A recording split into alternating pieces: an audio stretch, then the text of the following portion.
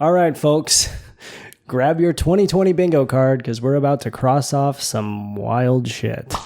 This whole situation is just so strange and uncomfortable, but I feel like I need to talk about it because what is happening is beyond unacceptable, and the people involved need to be held accountable.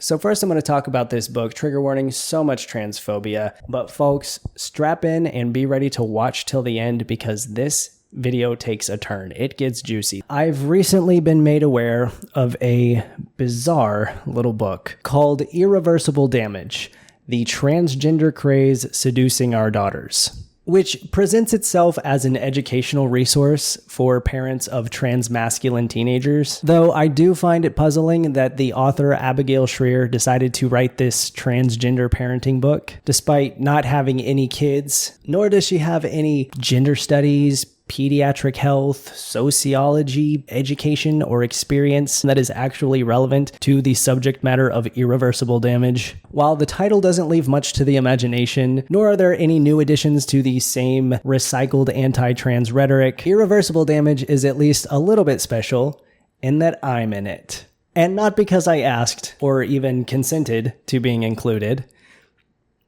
But it's not just me.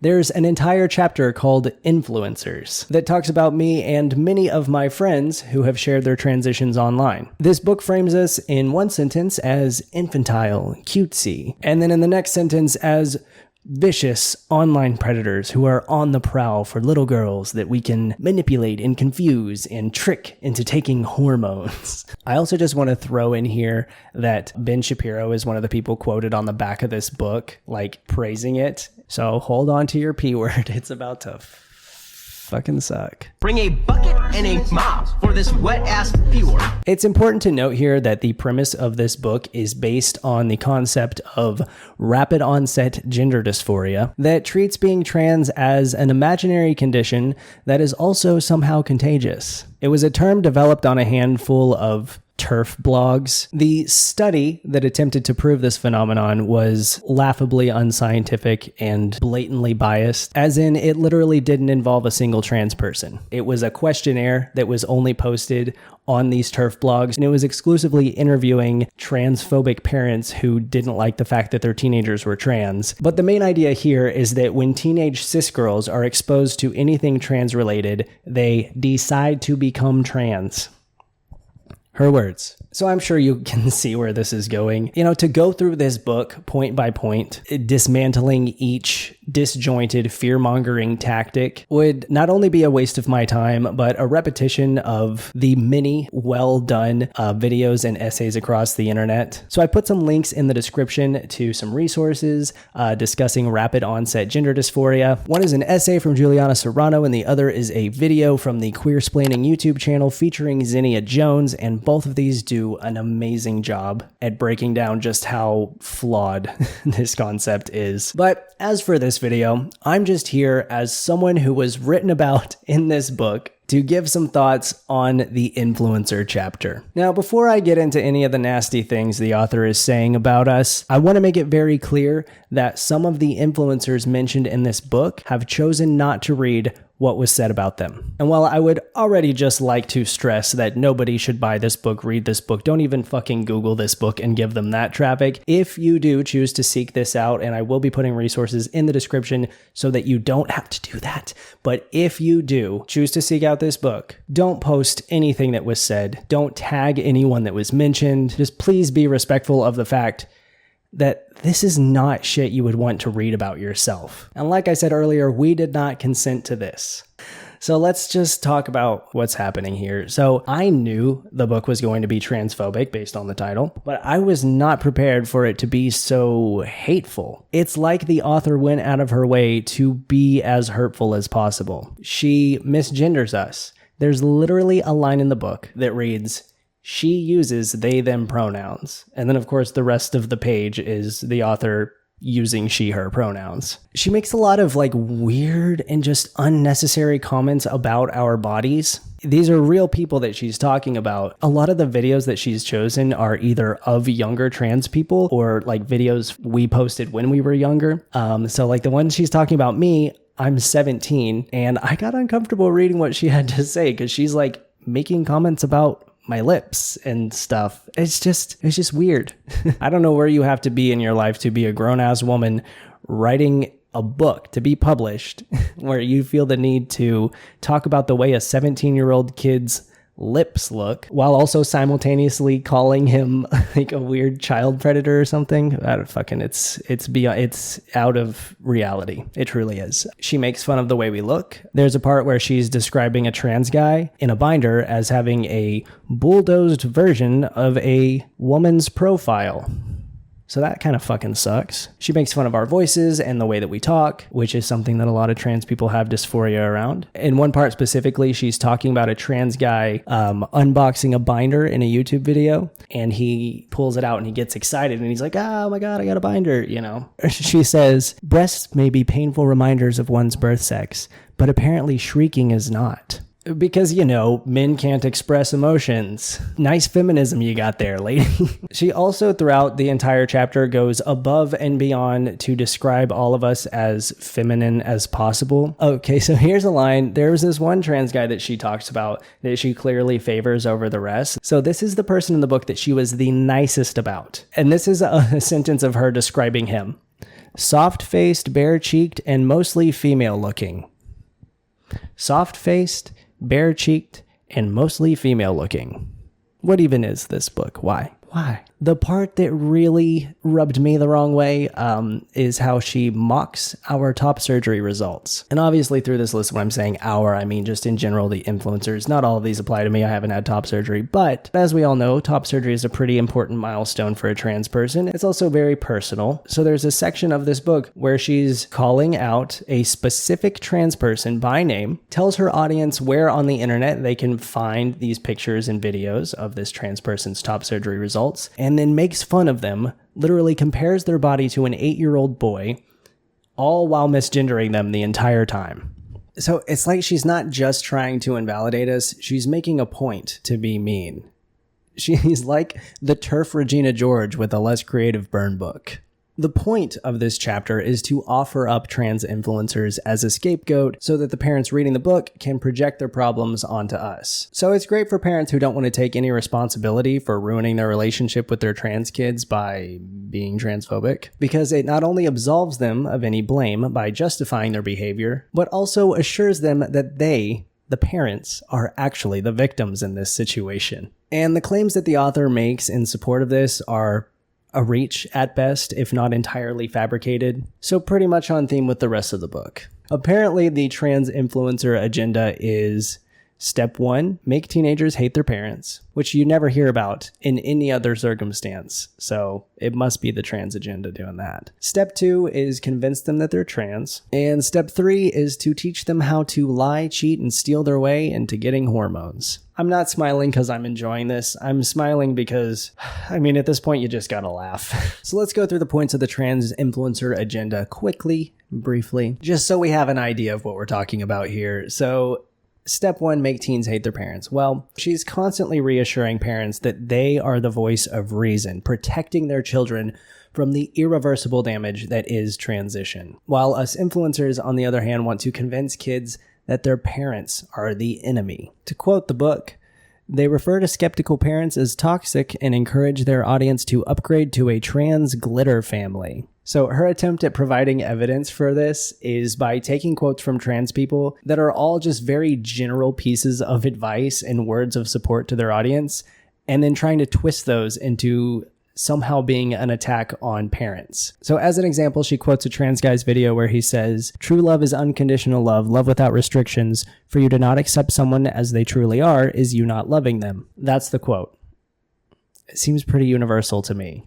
Well, here's what the author had to say about that. Parents of suddenly trans-identifying teens, beware. He's talking about you. If you question your daughter's sudden insistence that she is transgender, you do not really love your daughter. What is more, you are imminently replaceable. Whoa. There was a lot of subtext in that trans guy's quote that I did not pick up on. Good thing Abigail Shrier is here to clear that up. In reference to another trans guy's video, she says, "But what do parents know?" By influencer's name, estimation, not much. When your child announces she's trans, influencer patiently explains your job as a parent is not to question an adolescent, but to follow her lead. And then she puts a quote in her book that didn't quite sound right because I knew I had seen that video before. So I went back and watched the actual video, and she did not quote him correctly. Like, it is heavily edited, and maybe she just decided to not mention that she edited the quote. Is it still a quote at that point? I don't know. But whatever the case, the point he was making in the video still pretty much comes across in the book, which is that if your kid comes out to you, don't tell them that it's just a phase. Don't tell them that you can fix them or that they're wrong, because there's nothing to fix. There's nothing wrong. They just need your support. And what she has to say about that quote is this. This message is ostensibly directed at parents, but what parents troll YouTube looking for advice from teens on how to raise their children? Of course, this advice isn't for parents. Not really. It's a method of coaching their children, helping them fend off adults who might otherwise convince them to desist. So she's saying he's pretending to talk to parents, but he's actually trying to convince these kids that their parents are wrong. I love that she says what parents troll YouTube looking for advice from teens how to raise their children when this is a grown-ass man in this video. He's not a teenager. B, everyone fucking watches YouTube videos to learn shit. And C, in what world would she be better equipped to give parenting advice on trans topics than an actual trans person? Like, she's just gone full conspiracy cap with this. It's not really for parents. It's a code. It's a message for children to convince them. Like, what the fuck? Here's another one of her quotes that I like. "There is nothing crueler, more toxic to trans gurus than parents who fail to jump on board with each step of gender transition and every tenet of gender ideology." She calls us trans gurus. I've literally never heard anyone say that except for her in this book, and that's very strange. Just a little note for you. That's just weird. So yeah, she makes this big claim, but then it's like she realized nothing we're actually saying is nearly as outrageous as the word she's putting in our mouths. Because there's not a single quote from a trans person that contains the word toxic, and yet she's constantly claiming that that's what we're calling parents all the time and putting it in quotes. Meanwhile, all the actual quotes from trans people she's including in her books is just like, if the people in your life don't support you, I'm sorry, I'm here for you. She's like, can you believe it? Like, she gets to the point where she stops even trying to make arguments and back them up and just starts quoting us and like giving little snarky comments about what we're saying. Like, she includes a quote from a trans guy's video where he's giving support to trans people who don't have supportive family members. And he says, "If you're feeling sad right now, I'm giving you the biggest hug in the whole wide world." And all she had to say about that was, just don't expect him to pay your tuition. And there's a part where she's talking about a trans athlete who is literally not even an influencer, but you know how TERFs hate trans athletes.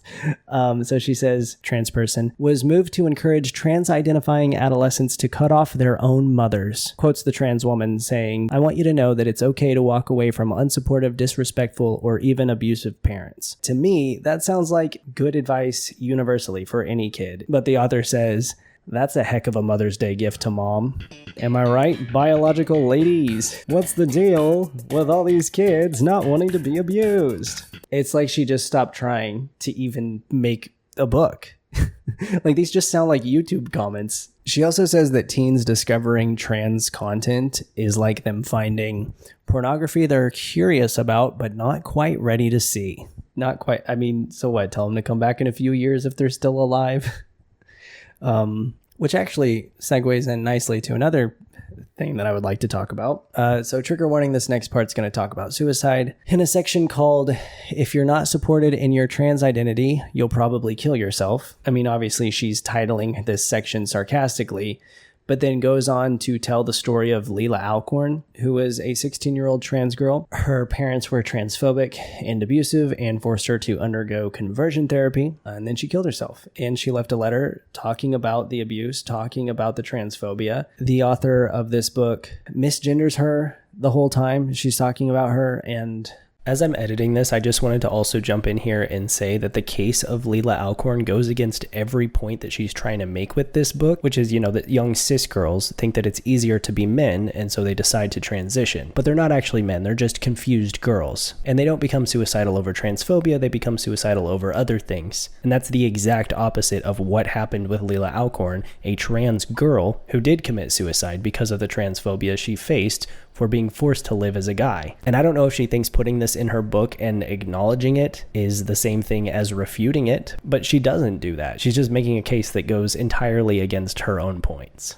She also says, suicide rates among the transgender identified are indeed alarmingly high. Nearly every trans influencer believes, therefore, that anything parents do to make their trans identified teens' life harder, insist on employing the name they gave her, take away her iPhone, is unforgivably cruel. Yeah, I feel like if your kid is suicidal and you're actively making their life more difficult to live, you're not doing a great job. But of course, the author frames it in such a dismissive way to minimize the actual harm. Moving on. Step 2 of the trans influencer agenda is to convince them they're trans. This one's pretty straightforward. She basically says that we blur the lines on the definition of trans so much that it has no meaning. She says, those of us plagued with social anxiety or officially on notice were probably trans. Oh, and this was in response to a YouTuber talking about different types of dysphoria, which she either misunderstood what social dysphoria is, or is just like purposely playing dumb to make it sound like we're saying something that we're not, which she does a lot. So essentially here she's just arguing against a point that was never made. She says being trans has no scientific markers and, like recovered memories, depends entirely on a person's say-so, which is just factually incorrect. There's plenty of science backing up that trans people are the gender that they claim they are. The most notable one, the study of brain scans that showed trans guys' brains operate like cis guy brains, trans women's brains operate like cis women's brains in terms of both structure and functionality. All this and more, only a Google search away. That was as close as she got to making any sort of argument for this, so we'll move on to the final step of the trans agenda, which is of course teaching young girls to lie, cheat, and steal their way into getting hormones. The author says, deceiving parents and doctors is justified if it helps transition. It is ridiculous just hearing this claim when I've been a part of the online trans community for 7 years now, and I've literally only ever seen people adamantly advocating for smart, safe, and legal medical transition overseen by a medical professional. I've also seen countless warnings against the alternative, so this is nothing. So I think now you guys probably have a good idea of what's going on here. On top of being blatantly transphobic, this book is poorly researched, poorly written, and makes absolutely no compelling arguments. When I found out that the author, Abigail Shrier, is a triple Ivy League law graduate and writes for the Wall Street Journal, I was shocked that an author with such lofty credentials and connections would so quickly destroy the assumed credibility of her message. To focus on lobbing petty and juvenile insults at a handful of specifically named trans people. It's just strange. I just wish she'd make up her mind about whether I'm a clueless little girl that doesn't understand her own gender or a conniving trans cultist out for cis blood. I would like to know, because I want to dress accordingly. I'm truly not here to argue with TERFs. This video is not for them. This video is not for this author. It is for you, my friends and my family, my audience, and anyone else who might have been hurt by reading these things. Because here's where the video takes a turn for the, So now here's where everything gets worse, because all of that was just context, all right? I felt it was necessary to show what this book is saying about us to make it clear that nobody who actually gives a shit about the trans community could possibly promote or knowingly contribute to the contents of this book. And yet, that is exactly what 2 LGBT YouTubers that I know have done. And that's why now I have to talk about Arielle Scarcella and Chase Ross. Let's start with Arielle. Arielle Scarcella is a lesbian YouTuber who has been posting transphobia for years while simultaneously denying being transphobic. I posted a YouTube video about 5 years ago calling her out for some of the transphobic stuff she was saying in a collab that she did with one of my favorite YouTubers. And he had brought her on to discuss trans topics. and start a conversation that people could submit response videos to, and they'd kind of go back and forth. But instead of talking about trans issues, she decided to talk about her issues with trans people. So I was one of many responses from trans people explaining why a completely unprompted rant about how you're not attracted to trans women isn't actually helpful to anyone. But after I posted that, I had trans people that I know personally contacting me being like, hey, Arielle, she's just kind of like that. Like she's not really transphobic. Like just give her a chance. She'll learn. And at first I got that response quite a bit from fellow trans people vouching for Arielle. But then as time went on, she continued to post more transphobic content and more trans people stopped supporting her. A lot of videos have been made calling her out for her content. So within the last couple years, she has completely leaned into transphobia. She has now recently rebranded herself as a right-wing political influencer, even though her content is like 2% politics and 98% transphobia, almost as if she doesn't actually give a shit about politics and just wants an echo chamber of folks who hate trans people as much as she does. Who can never be sure. So are any of us really surprised that she's involved with this?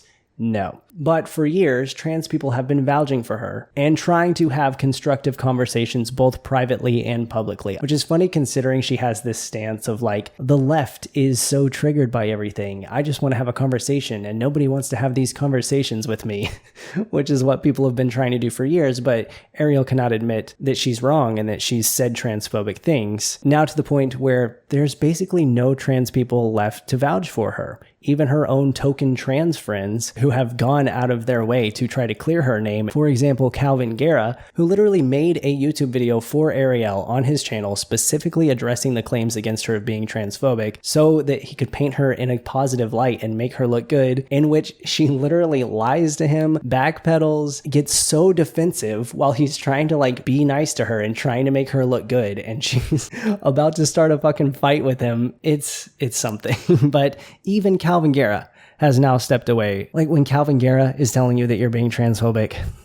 And it's more than just him. There's a lot of trans people who were previously her friend coming out and saying that they don't want anything to do with her anymore. And I think because of that, she's now just leaning into the transphobia, which brings us to why we're talking about her in the first place. Arielle has been promoting this book across her social media, as well as like tweeting back and forth with the author. So considering what we already discussed in this video about the contents of the book, I would say this is sort of our definitive answer here about Arielle's position, because not only is she promoting a book that is extremely transphobic, but it is literally calling out by name her peers, people that she has worked with, people that she has talked to, people like me that she has asked to be in videos, other people who actually were in videos, misgendering us, mocking us, making fun of our bodies and our voices and the way that we look, calling us predators. There's just zero room for deniability after that. So I just think that's really shitty and needs to be called out, because as much as I don't like Arielle, I would never promote a book